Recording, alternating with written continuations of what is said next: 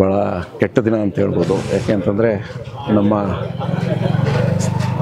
ಅಣ್ಣನ ಸ್ನೇಹಿತರು, ಕ್ಲಾಸ್ಮೇಟು ಆದಂಥ ನೀಲಕಂಠೇಗೌಡರು ಕುಟುಂಬದ ಸದಸ್ಯರಾಗಿ ಇದ್ದರು. ನಮ್ಮ ಒಡನಾಟ ಚೆನ್ನಾಗಿತ್ತು. ಕಷ್ಟದಿಂದ ಬಂದವರು, ಕಷ್ಟ ಅಂದರೆ ಗೊತ್ತಿರ್ತಕ್ಕಂಥವ್ರು.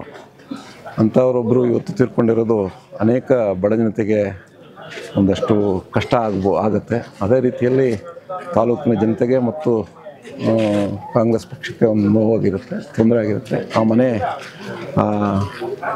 ನೋವನ್ನು ಭರಿಸುವ ಶಕ್ತಿ ನೀಡಲಿ ಆ ದೇವರು ಅಂತ ಆ ದೇವರಲ್ಲಿ ಪ್ರಾರ್ಥಿಸ್ಕೊಳ್ತಾರೆ. ಅವರ ಮನಸ್ಸಿಗೆ ಶಾಂತಿ ನೀಡಲಿ ಅಂತ ಕೋರ್ತಾರೆ. ನಿಮ್ಮೂರು ಅವ್ರ ಪಕ್ಕದಲ್ಲಿ ಎಲ್ಲ ಕಮ್ಮಿ ನಾವು ಮೊದಲಿಂದ ಕೂಡ ನಮಗೂ ಅವ್ರಿಗೂ ಒಂದು ಕುಟುಂಬದ ಸ್ನೇಹಿತ ಇತ್ತು. ಆದರೆ ರಾಜಕೀಯವಾಗಿ ಬೇರೆ ಇದ್ದರೂ ಕೂಡ ಕುಟುಂಬದಲ್ಲಿ ಬಂದಾಗ, ಆ ಕಡೆ ಬಂದಾಗ ಮನೆಗೆ ಬಂದು ಮಾತಾಡಿಸುವಂಥದ್ದಿತ್ತು. ನಾವು ಈ ಕಡೆ ಎಲ್ಲಾದರೂ ಬಂದಾಗ ಅವ್ರ ಮನೆಗೆ ಬಂದು ಮಾತಾಡುವಂಥ ಸ್ನೇಹಿತ, ಒಳ್ಳೆಯ ಸಂಬಂಧ ಇತ್ತು. ಅದರಲ್ಲಿ ಯಾವುದೇ ಇದಿರಲಿಲ್ಲ. ಒಳ್ಳೆಯ ವ್ಯಕ್ತಿ. ಇವತ್ತು ಕಳ್ಕೊಂಡಿದ್ದೀವಿ. ಅವರೆಲ್ಲರೂ ಕೂಡ ನೋವಿದೆ ಎಲ್ಲರಿಗೂ ಕೂಡ. ಒಳ್ಳೆ ವ್ಯಕ್ತಿ ಅಲ್ಲ.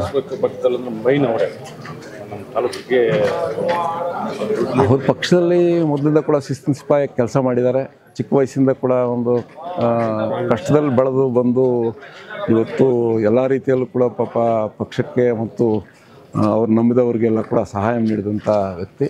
ಅವ್ರ ಬಗ್ಗೆ ಗೌರವವಾಗಿ ತಾಲೂಕಿನ ಜನತೆ ಇದೆ. ಅದೇ ರೀತಿಯಲ್ಲಿ ನಮಗೂ ಗೌರವ ಇದೆ. ನೀಲಕಂಠೇಗೌಡರು ಅಂತಂದರೆ ಒಂದು ಬಡವರ ಪರವಾದಂಥ ಒಂದು ಏನಾದರೂ ಕಷ್ಟ ಸುಖ ಇದ್ದಾಗ ಅವ್ರ ಹತ್ರ ಬಂದು ಹೇಳ್ಕೊಳ್ತಾಯಿದ್ರು. ಅವರು ಒಂದಷ್ಟು ಅವ್ರ ಕೈಲಾದಂಥ ಸಹಾಯ ಮಾಡ್ತಾಯಿದ್ರು.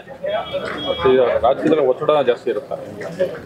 ರಾಜಕೀಯ ಒತ್ತಡ ಸರ್ವೇ ಸಾಮಾನ್ಯ, ಎಲ್ಲ ಪಕ್ಷದಲ್ಲೂ ಇರ್ತದೆ. ಅದೇ ರೀತಿಯಲ್ಲೂ ಕಾಂಗ್ರೆಸ್ಸಲ್ಲೂ ಇರ್ತದೆ. ಅದಕ್ಕಿಂತ ನಿನ್ನೆ ಕೂಡ ಆರಾಮಾಗಿದ್ದಂಥ ಅವರು ದೇವರು ಇವತ್ತು ವಾಪಸ್ ಪಡೆದಿದ್ದಾರೆ. ಆ ದೇವರ ಇಚ್ಛೆ, ಆಟ. ಅದನ್ನು ನಾವು ಯಾರು ಕೂಡ ಬಂದವರು ಹೋಗಲೇಬೇಕು. ಆದರೆ ಈ ವಯಸ್ಸಲ್ಲಿ ಅವ್ರು ಇನ್ನೂ ಸ್ವಲ್ಪ ಇರಬೇಕಾಯಿತು, ನಮ್ಮ ತಾಲೂಕಿಗೆ ಒಂದಷ್ಟು ಜನಸೇವೆ ಮಾಡಬೇಕಾಯಿತು ಅಂತಕ್ಕಂಥದ್ದು ಎಲ್ಲರ ಅಭಿಲಾಷೆ.